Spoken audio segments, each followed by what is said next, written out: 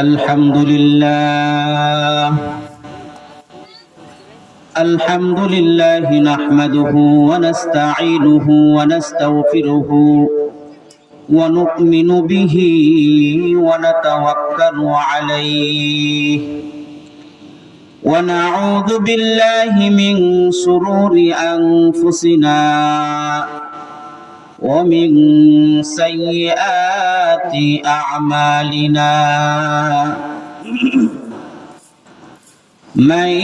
يهد الله فلا مضل له ومن يضلله فلا هادي له ونشهد أن لا إله إلا الله وحده لا شريك له ونشهد أن سيدنا وسندنا وحبيبنا وحبيب طبيبنا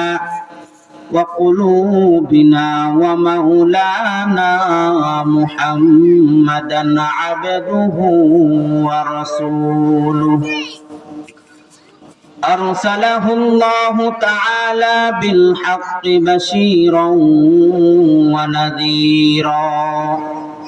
وداعيا إلى الله بإذنه وسراجا منيرا أما بعد فأعوذ بالله من الشيطان الرجيم بسم الله الرحمن الرحيم فخذ أربعة من الطير فصرهن إليك ثم اجعل على كل جبل منهن جزءا ثم ادعهن يأتينك سعيا وقال النبي صلى الله عليه وسلم إنكم محشورون يوم القيامة حفاة عراة غرلا وقال النبي صلى الله عليه وسلم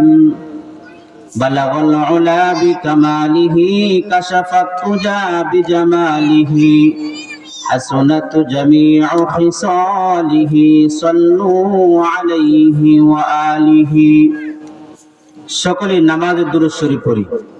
اللهم صل على محمد وعلى آل محمد كما صليت على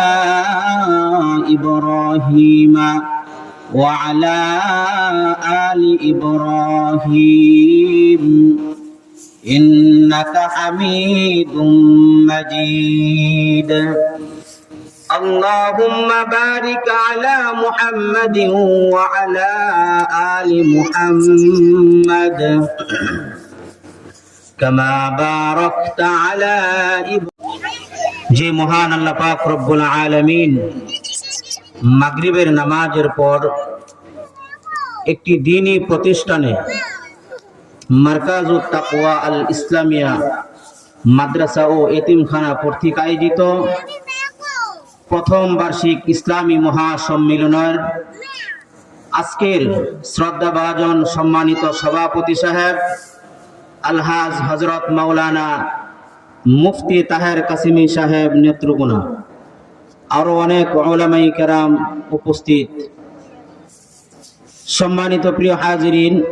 আমি যে আয়াতে কারিমা থেকে তেলাওয়াত করেছি, যে হাদিস থেকে তেলাওয়াত করেছি, সেটিকে সামনে রেখে সংক্ষিপ্ত আকারে কিছু আলোচনা করব ইনশাআল্লাহ।